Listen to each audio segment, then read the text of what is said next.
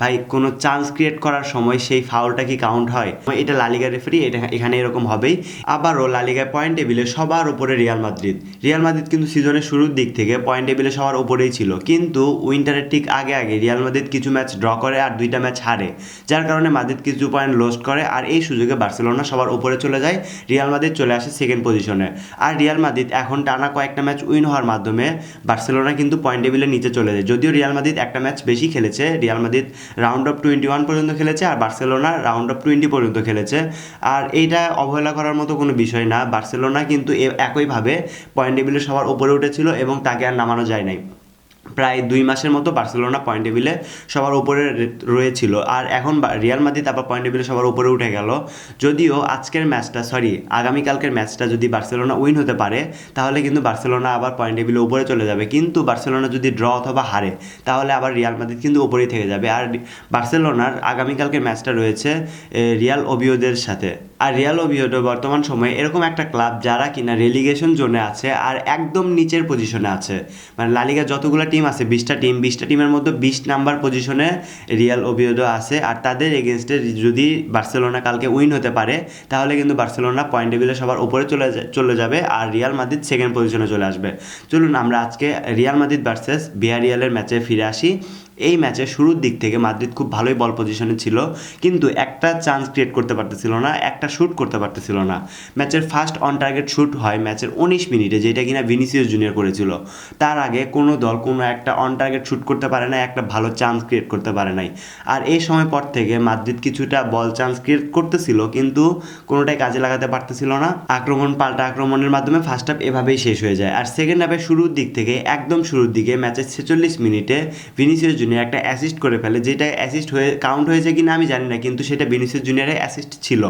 মাঝখানে অপোনেন্ট প্লেয়ারে একটা পায়ে টাচ খেয়েছে, যেটার কারণে অ্যাসিস্ট ক্যান্সেলও হয়ে যেতে পারে, কিন্তু ভিনিসিয়াস জুনিয়রের অ্যাসিস্ট ছিল এটা। ভিনিসিয়াস জুনিয়র বলটা মেক করেছিল, যেটা কিনা কিলিয়ান এমবাপ্পে গোল করে ফেলে। আর আজকের ম্যাচে 2টা গোলই কিন্তু করেছে কিলিয়ান এমবাপ্পে, একটা পেনাল্টি থেকে আর একটা ম্যাচের ফার্স্ট গোলটা কিন্তু অনেক সুন্দর একটা গোল হয়েছে, যেটা কিনা ভিনিসিয়াস জুনিয়রের অ্যাসিস্ট থেকে আসে। আর এরপরে কিলিয়ান এমবাপ্পে অনেকগুলো চান্স পাইছিল যেগুলো মিস করে ফেলে, আর যেই চান্সগুলো কাজে লাগাতে পারে নাই। আর ফার্স্ট হাফে মেবি 42nd মিনিটে রিয়াল মাদ্রিদ একটা চান্স ক্রিয়েট করছিল, যেটা কিনা ফাউল দিয়ে দেওয়া হয়েছে। ভাই কোনো চান্স ক্রিয়েট করার সময় সেই ফাউলটা কি কাউন্ট হয়? যদি চান্স ক্রিয়েট না হয় সেই ক্ষেত্রে ফাউল কাউন্ট হবে। আর সেইখানে মানে যেখানে ফাউলটা হয়েছে মাস্তানতুনো, সেখানে কিন্তু ফাউলটা দেওয়া হয় নাই।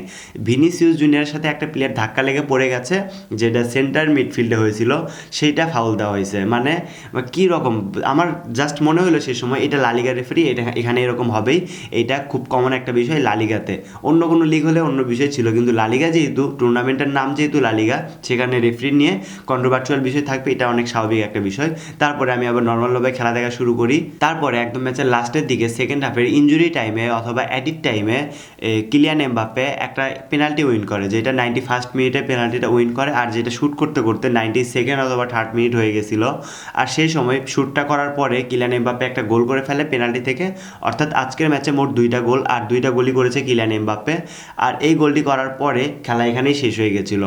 আর আজকের ম্যাচে প্রত্যেকটা প্লেয়ারের কথা বলি, মানে প্রথমত থিবো কর্তোয়া অসাধারণ অনেকগুলো সেভ দিয়েছে, যেটা মানে গোল হওয়ার সম্ভাবনা ছিল, এরকম 2টা বা 3টা সেভ করেছে, আর খুব একটা চান্স ক্রিয়েট করতে পারে নাই ভিয়ারিয়াল।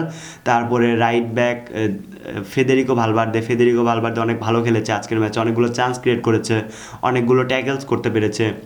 তারপরে রাউয়েল অ্যাসেন্সিও, ডিন হুইজেন্স, আলভারো কারেরাস, এই প্লেয়ারগুলো ডিফেন্সে মোটামুটি ভালোই খেলতেছিল, কিন্তু রাউয়েল অ্যাসেন্সিও একটা জায়গায় পা পিচ্ছিল করে বা স্লিপ করে পড়ে গিয়েছিল, যেটা কিনা একটু হলে মানে গোলটা হয়ে যেতে নিয়েছিল, কেননা সে পিচ্ছিল করে পড়ে যাওয়ার পরে আবার উঠে দাঁড়ায় অ্যান্ড বলটা ট্যাকেল করে বা সেভ করে নেয়, যেটার কারণে বলটা মানে গোল হওয়া থেকে বেঁচে যায়। আর এরকম পজিশন 2বার হয়েছিল রাউয়েল অ্যাসেন্সিওর সাথে আজকের ম্যাচে। মিডফিল্ডের কথা যদি বলি, কামাভিঙ্গা অসাধারণ ম্যাচ খেলেছে, বেলিংহাম অনেক ভালো ম্যাচ খেলেছে। বেলিংহাম অনেকগুলো সুযোগও মিস করছিল, বা এই মানে বেলিংহামের জন্য এই জিনিসগুলো খুব কমন হয়ে গেছে। আমি বেশ কিছু ম্যাচ যাবত দেখতেছি বেলিংহাম অনেকগুলো সুযোগ মিস করে, এটা বেলিংহামে আগে দেখা যাচ্ছিল না যে এত পরিমাণে সুযোগ মিস করে। আজকে বেলিংহাম মানে মোটামুটি ভালোই খেলেছে, কিন্তু অনেকগুলো চান্স মিসও করেছে বেলিংহাম আজকে। রাইট মিডে আর্দা গুলার প্রিটি গুড অনেক ভালো খেলেছিল। রাইট উইঙ্গে মাস্তানতুনোকে পরে সাবস্টিটিউট করে নেওয়া হয়েছিল, আর্দা গুলারকেও সাবস্টিটিউট করে নেওয়া হয়েছিল। And centre forward Kylian Mbappe, যে কিনা আজকে 2টা গোল করে ফেলেছে, and left wing Vinicius junior আজকের ম্যাচে ভালো খেলেছে ঠিক আছে, কিন্তু তার কাছ থেকে এর চাইতে আরও অনেক ভালো কিছু আশা করা যায়।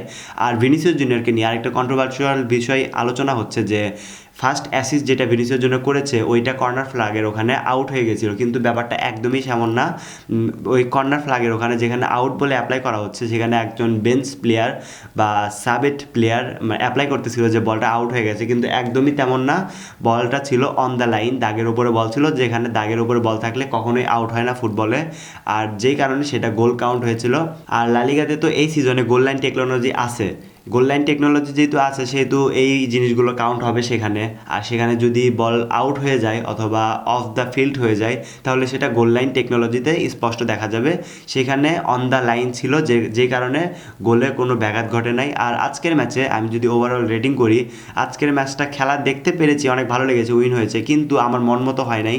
কোনো প্লেয়ার ভালো মতো আমার মন মতো পারফরমেন্স করতে পারতেছিল না, যে কারণে আমি আজকের ম্যাচে রেটিং যদি করতে হয় 10-এ আমি 7 অথবা 6 দিব, এর বেশি দিতে পারতেছি না আজকের ম্যাচে রেটিং। আর সব প্লেয়ার ওভারঅল ভালো ছিল, যদিও ম্যাচটা রেজাল্ট বের করতে পেরেছে। আর কিলিয়ান এমবাপ্পে আজকে লালিগায় মেবি 22 অথবা 21 গোল করতে পেরেছে, মেবি 21। আর কিলিয়ান এমবাপ্পের জন্য অভিনন্দন, সে বরাবরই গোল করে যাচ্ছে লালিগায়, এই সিজনে অনেকগুলো গোল করে ফেলেছে, আবার চ্যাম্পিয়ন্স লিগেও 11টা অথবা 12টা গোল করতে পেরেছে। আর এই সব কিছু মিলিয়ে কিলিয়ান এমবাপ্পে এই সিজনটা অনেক সুন্দরভাবে কাটিয়েছে, যে কিনা ব্যালন্ডারের যোগ্য দাবিদার। মানে এখনও পর্যন্ত, ইন ফিউচার কী হবে বলা যাচ্ছে না, কিন্তু এখনও পর্যন্ত যোগ্য দাবিদার কিলিয়ান এমবাপ্পে ব্যালন্ডিয়রের। আর বিভিন্ন জায়গায় কমেন্ট্রিতে তাকে বলা হচ্ছে, কিলিয়ান এমবাপ্পে যখন রান করতেছে, মানে বলা হচ্ছে যে কে ব্যালন্ডিয়র ওয়াজ রানিং বা ব্যালন্ডিয়র দৌড়াচ্ছে, এরকম কিছু বলা হচ্ছে কমেন্ট্রিতে। সো গাইস, আপনি চাইলে কমেন্ট করে জানাতে পারেন যে আজকের ম্যাচটা আপনি এনজয় করতে পেরেছেন কি পারেন নাই। আপনি চাইলে এটাও কমেন্ট করে জানাতে পারেন ভিনিসিয়াস জুনিয়রের গোল্ড অ্যাসিস্টটা আপনার কাছে কেমন লেগেছে। আপনি চাইলে এটাও কমেন্ট করে জানাতে পারেন রিয়াল মাদ্রিদ কি লা লিগার লিড ধরে রাখতে পারবে কি পারবে না। সো গাইস, আশা করি ভালো থাকবেন, সুস্থ থাকবেন, আল্লাহ হাফেজ।